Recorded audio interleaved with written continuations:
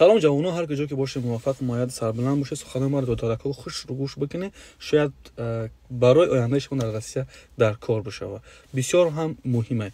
ترکتی که در کنسرت ولیا پاول ولیا با نقشه گرفتگی شدگی بود، گویا او را دستگیر کردن اون نفرم و متاسفانه اون نفرم یکی از شهروندای ما تاجیکا برآمد. سن سال او هم چند 24 ساله، یعنی یک بچه یاش، یک جوان. یا همش دروغ و تهمتن. اما بیا جوانو ما برای اینا دیگه دلیل نتیم.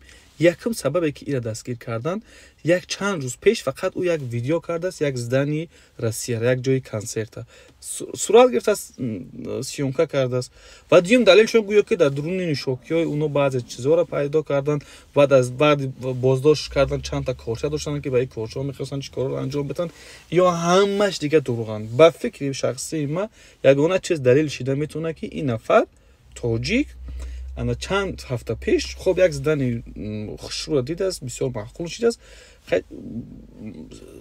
نوار گرفته است، خود در اینستاگرام پارت در جوروش روی کنه، در هم قشلاقش روی کنه که به یکی بینه که من چه زندگی کردم، انا عکس گرفته است، نوار گرفته است.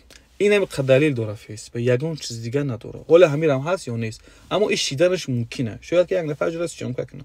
اما یکی کورچه داشت در خونهش، همه در خونه کورچه داریم، کاش کپس میکنیم، پیاز پس میکنیم، در نوشاکیوش بعضی چیزا را لاپودکا و یک چیزای دروغه که دیگه هم به هم گون معلومه. وقتی فیسبی بازداشت کرد و هیچ که از پیشش نخیز، بعد چی کارا رو انجام میدین و نگاه ببینن که ظاهری این بچه هم چیه، ریش داره و نوار گرفت.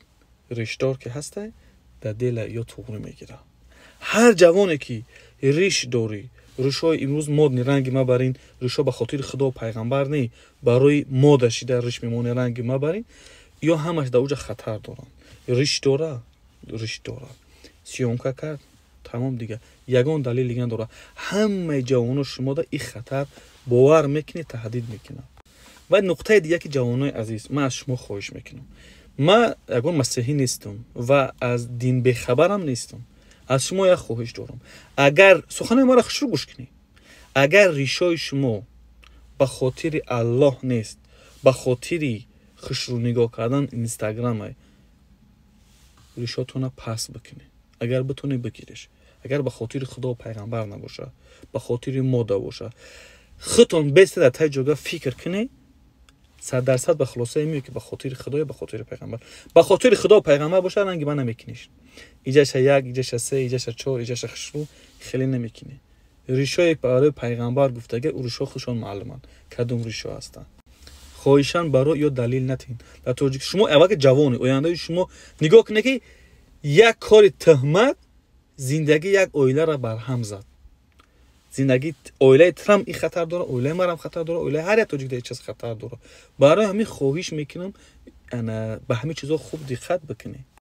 دیم نقطه خواهش میکنم شما روسیه رفتگی کار کنی، سحر بر وقت میره یک تلفن عادی بگیری و او سیم کارت هم به نام خودتون رجیسترات کنی، به نام خودتون رجیسترات کنی، میره کار میگرده می در خانه یک تلفن داشته باشه که با وای فای به خانه یا که نمیدونم اینترنت هر جایی که میدونه میکوه او با این برای انجام دادن این کارا خیلی توکلش به خدا. اما در راه برای این خطرها شما تهدید نکردن که متاسفانه همه را این کار چیزانش ممکنه. هر فیس بیسنیکی که میخواد از زبان بالاتر بگیره این کار انجام میده، بسیار هم عادیه، چون که تاجیکا با این چیز بدنام شدگی، هیچ که پشتی نما نت میخزه، هیچ که سخن نمیکنه. شما یک دیلی تیار برای فیس بیسنیکی باور بکنه. اینه که پوتین ما را شو میبینه این نه باور میکنه. پوتین فقط آرومی منطقه را میخواد. من پوتین دوست نمیدونم، بذار میرن گروش نکی این کاره هست که فیس بیشنیکو از چیز استفاده میبرند برای منصبگیری خودشون، برای دیلوهای خوب کردن، برای بچه‌ها و جیانو ایناشون بالا بردن. همه این چیز کار فیس بی خودشه.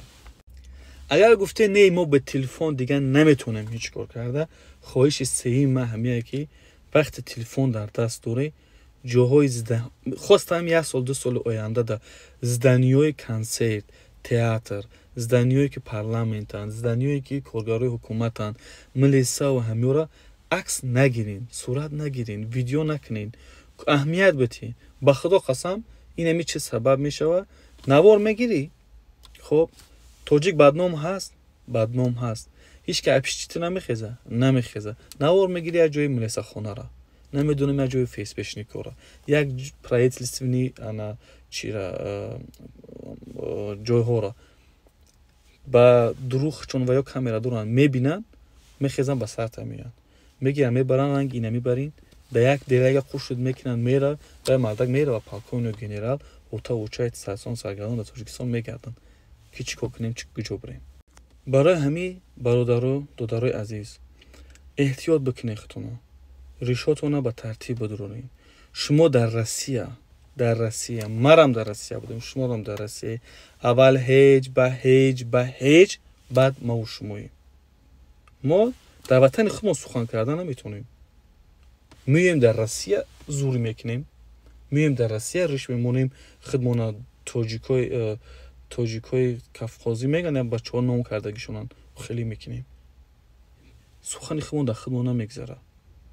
برای همین وقتی اومدیم کوشش کنیم که یک کاری کنیم که پدر مادرمون یا امر خودمون نسوزونیم با همین چیزای نوچیز. بخیر خداوند نگهبانتون باشه. تمام ملت تاجیک میخوام همیشه سربلند موفق باشن. خداوند تمام ملت از این مشکلات رها بکنه، به وطن خودمون بر بگردیم، کار فعالیت از وطن خودمون بکنیم.